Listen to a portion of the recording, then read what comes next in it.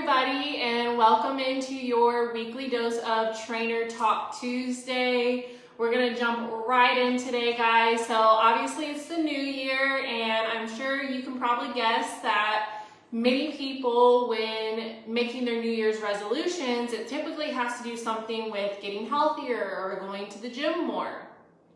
And unfortunately, it seems like New Year's resolutions have become more of a tradition as opposed to something that people actually want to stick to. In fact, studies show that 40% of people who set a New Year's resolution fail within the first month. So if you are somebody who started the year off strong and maybe now you're a little bit apprehensive about whether you're going to make it through the end of January and reaching those health and fitness goals, and I want to encourage you and give you some tips on how you can actually keep your resolutions this year. So number one, and this is a big one, guys, this is where I see a lot of people make mistakes. We want to set realistic and attainable goals. Now, I know you guys have like these big God-sized dreams and goals when it comes to your health and your fitness. And I'm not telling you not to have those. I think that those big goals are absolutely great. I love that you dream big. But we need to kind of scale back those big dreams and set small goals along the way that are going to help you reach that overall big goal. So maybe you want to lose 100 pounds, or maybe you want to fit into a certain dress size, or you want to live your life pain-free, right? Rid your body of inflammation. Maybe you want to reverse a disease that is plaguing your body right now. I don't know what that looks like for you. I don't know what your New Year's resolutions are, but I do know that those big, big dreams feel really good at the beginning, but then when you actually start putting work towards it, it becomes more difficult, right? It's challenging to make changes. And so we just want to set realistic and attainable smaller goals that are going to help us get to that end goal, okay? It's also very important to be realistic in the time frame that you want to complete this in, or if it can be completed at all, right? So for instance, maybe you want to lose 100 pounds. But if you tell yourself, well, I'm going to lose 100 pounds in 3 months, not a realistic goal, right? That's not something that we can do in a healthy way. So we need to really be realistic with ourselves and be realistic with what is actually possible when we're setting these goals. So maybe saying, I would love to lose 100 pounds in a year or a year and a half. That is a more realistic goal to have. And then we break down that big goal by saying, I'm going to lose 10 pounds this month. That is my goal. Whatever that may be for you, but it needs to be realistic, it needs to be attainable, and not just attainable for anybody, it needs to be attainable for you and for your lifestyle and where you currently are mentally at in your journey.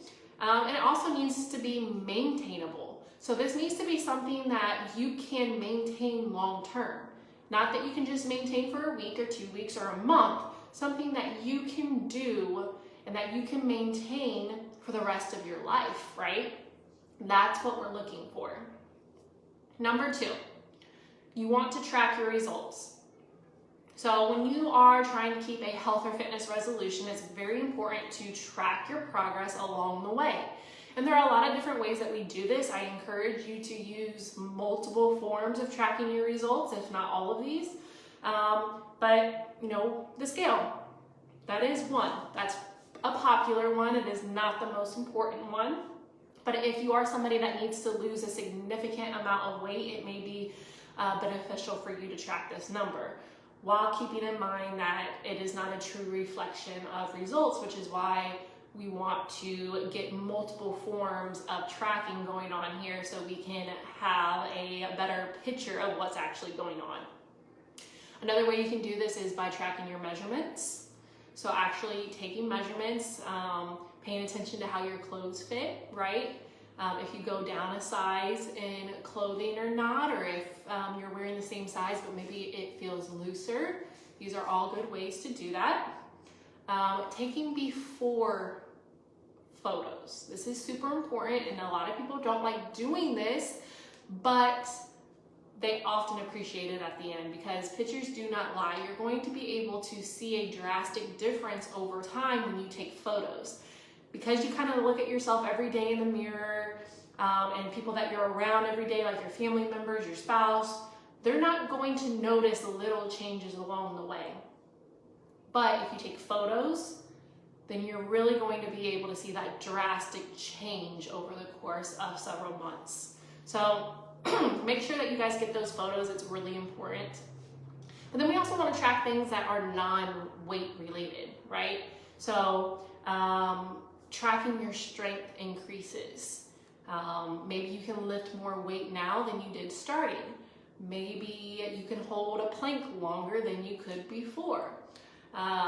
Maybe you have more stamina to play with your grandchildren. I don't know.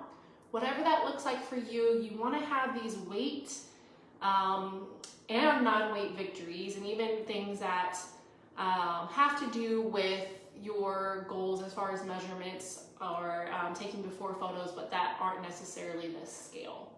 So guys, get a broad range of ways that you can track your results that are best for you, and do those with consistency, because success is not linear.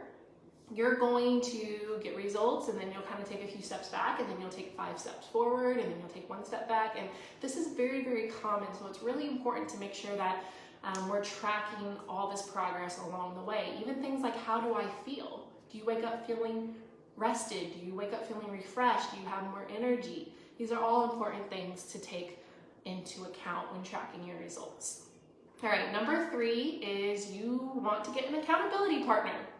Nobody wants to do this alone, and really having somebody there to hold you accountable to your goals and to keep you motivated when you feel like quitting is a huge game changer here, guys.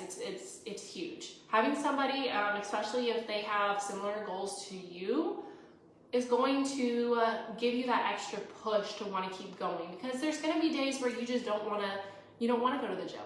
You don't want to eat healthy that day. You want to just binge eat, or you want to, have a bunch of sugar and snacks. And so if you have somebody that is truly in your corner, and that when you have those moments where you feel that way, that you can call or text and say, hey, man, I'm not feeling the gym today. And then your accountability partner can say, you know what? Me neither, but we're going to get up and we're going to go together. Can you meet me here in 10 minutes? That's what you need, and that is really going to be a huge part of your success. Having somebody that is trusted, that you can reach out to, and that's going to reach out to you, and that you're going to encourage, and they're going to encourage you in this journey, because there's going to be a lot of days where you don't feel like doing the things necessary to reach your goals. So you need someone there to kind of kick your butt when you're having those low moments. All right, number 4, if you don't have an accountability partner, this is really key, is joining a community of like-minded individuals. So maybe you get in a Facebook group, or maybe you join a group fitness class, or maybe you start your own group. I don't know what that looks like for you, but if you have multiple people, if you have a community, a family of people who are all trying to get healthier, who are all trying to go to the gym more, who are all trying to eat better, whatever that is, right? If you have a community of people like that, then you're really able to utilize their strengths, and they're going to use your strengths too, and then you're going to be able to bring each other up when you are having weak moments. So this is a great way to be successful, because you're going to feed into each other. Maybe you're running out of recipe ideas. Well, if you have a community of like-minded people, all you got to do is reach out to them, and they're going to flood you with healthy recipes that they've been trying to kind of spice up what you've been doing. This is just like human nature. We work better in communities. We always have, we always will. We were not meant to be alone, and this is no different when it comes to your health and fitness resolutions. So get into a community, find your tribe, and embrace embrace them, use them, and allow them to pick you up when you are feeling low, and for you to be able to do the same for them so you can reach your goals this new year. And number 5, guys, if all else fails and you're just like, man, I just really need that extra push, that extra accountability, this isn't cutting it out for me, you can always hire a professional. Hiring a professional in the health and fitness industry is a great way to get results because we are trained at providing people the results that they're wanting to get, right? So, if you're someone that's like, I'm just not going to show up unless I have an appointment to the gym, hire a personal trainer.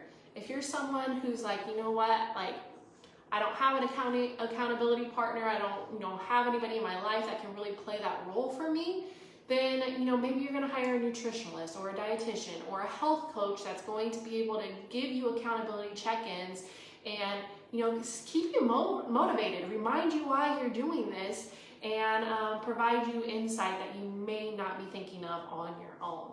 So, guys, there you have it. How to keep your health and fitness resolutions this year. I would absolutely love for you guys all to reach your health and fitness goals and to just really have a year full of health, hope, and healing in your life. And if you are someone that does need that extra push, if you're somebody that does need a professional, I would love to help you.